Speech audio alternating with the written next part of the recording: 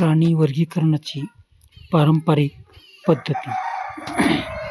यामध्ये आपल्याला असमपृष्ठवंशी प्राणी आणि समपृष्ठवंशी प्राणी या दोन्हीची माहिती पाहिजे आहे. सुरुवातीला असमपृष्ठवंशी प्राणी.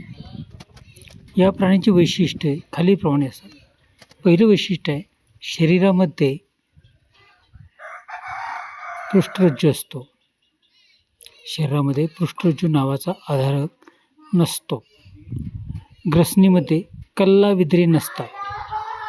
तर चेतारज्जू असेल तर तो युग्मानी भरीव आणि शरीराच्या अधर बाजूस असतो.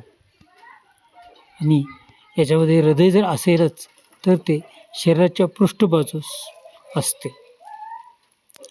असमपृष्ठवंशी प्राणी हा 10 संघामध्ये विभागलेले आहेत. ते 10 संघ म्हणजे पहिला आदिजीव, दुसरा रंध्रीय, निडिरिया, सिलेंटेरेटा याला म्हणतात. तर चपट्याकृमी, गोलकृमी, वलीये, संधिपाद, मृदुकाय, कंटकचर्मी आणि अर्धसमपृष्ठरज्जू असे 10 संघ याच्यामध्ये आहेत.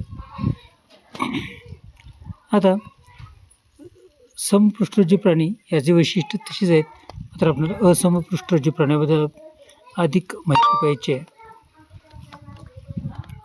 प्राणीसृष्टीमध्ये इथं आहे उपसृष्टी असमपृष्ठरज्जू आणि उपसृष्टी समपृष्ठरज्जू. याच्यामध्ये जे संघ आहेत, उपसृष्टी जी आहे, आदिजीव, रंध्रीय, सिलेंटेरेटा, चपटेकृमी, गोलकृमी, वलीये, संधिपाद, मृदुकाय, कंटकचर्मी आणि अर्धसमपृष्ठरज्जू हे 10 संघ असमपृष्ठरज्जूमध्ये आहेत. आता याच्यामध्ये पुढचा जो भाग आहे तो प्राणीसृष्टीचे प्रचलित वर्गीकरण. ही आतापर्यंत प्रचलित असलेला प्राण्यांची वर्गीकरण पद्धत होती, परंतु सध्या एका नवीनच वर्गीकरणाचा अवलंब केला जात आहे. आणि या नवीन वर्गीकरणाच्या पद्धतीचा आपण थोडक्यात आढावा घेऊया. सध्या रॉबर्ट व्हिटाकरच्या पंचसृष्टी पद्धतीनुसार फक्त सर्व बहुप्रेषीय प्राण्यांचा समावेश प्राणीसृष्टीत मध्ये केला आहे.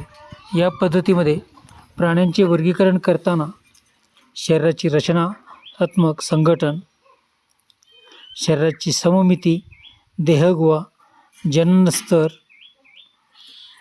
खंडीभवन यासारख्या काही मुद्द्यांचा आधार घेतलेला आहे. तर प्राणी वर्गीकरणाची नवीन पद्धत वापरलेले आधारभूत मुद्दे कोणते? पहिला आहे रचनात्मक संघटन.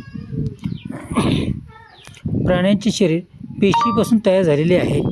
प्राण्यांच्या बहुपेशीय शरीरात अनेक पेशी कार्यरत असतात. बहुपेशी प्राण्यांमध्ये जर अनेक पेशी असूनही ऊती तयार झालेल्या नसतील तर अशा प्राण्याचे शरीर हे पेशीस्तर संघटन दाखवलेले आहे. उदाहरणार्थ रंध्रीय संघातील प्राणी. आता आपल्याला काही माहिती आहे का? एकपेशीय सजीवांचे शरीर एकाच पेशीपासून तयार झाल्याने सर्व कार्य त्याच पेशीच्या मदतीने चालतात. एकपेशीय सजीवांच्या शरीरांचे संघटन जीवद्रव्य स्त्रव या प्रकारात असते.